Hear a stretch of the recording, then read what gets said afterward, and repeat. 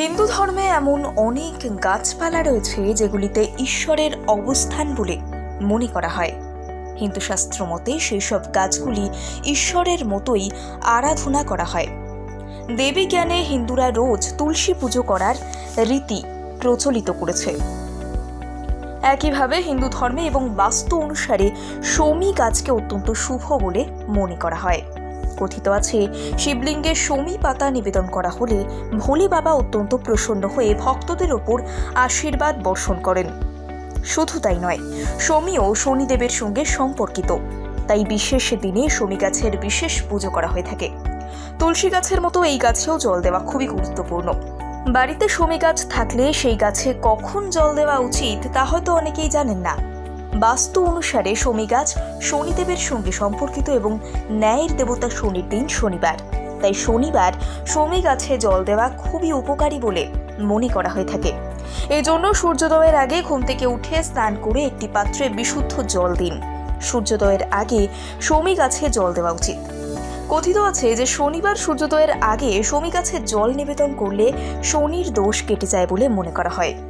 জ্যোতিষশাস্ত্র অনুসারে শমী গাছে কখনোই ইস্পাতের পাত্রে জল দেওয়া উচিত নয়। এজন্য শুধুমাত্র পিতল কিংবা তামার পাত্র ব্যবহার করতে হবে, কারণ উভয়ই বিশুদ্ধ ধাতু হিসেবে বিবেচিত। কথিত আছে যে প্রতি শনিবার শমী গাছে জল নিবেদনের পর একটি প্রদীপ জ্বালালে শনিদেব প্রসন্ন হন। শনিদেবের কৃপায় জীবন সফল হয়, শনির অশুভ প্রভাবও দূর হয়। শুধু তাই নয়, ঘর থেকে নেতিবাচকতাও দূর হয়। রামায়ণেও শমী গাছকে গুরুত্ব দেওয়া হয়েছে।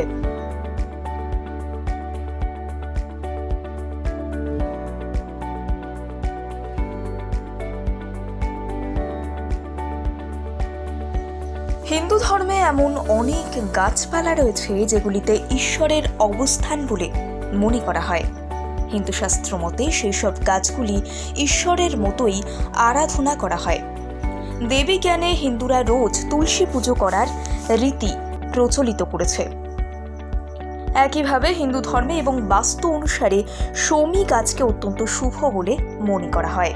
কথিত আছে, শিবলিঙ্গে শমী পাতা নিবেদন করা হলে ভোলে বাবা অত্যন্ত প্রসন্ন হয়ে ভক্তদের ওপর আশীর্বাদ বর্ষণ করেন। শুধু তাই নয়, শমীও শনিদেবের সঙ্গে সম্পর্কিত, তাই বিশেষ দিনে শমী গাছের বিশেষ পুজো করা হয়ে থাকে। তুলসী গাছের মতো এই গাছেও জল দেওয়া খুবই গুরুত্বপূর্ণ।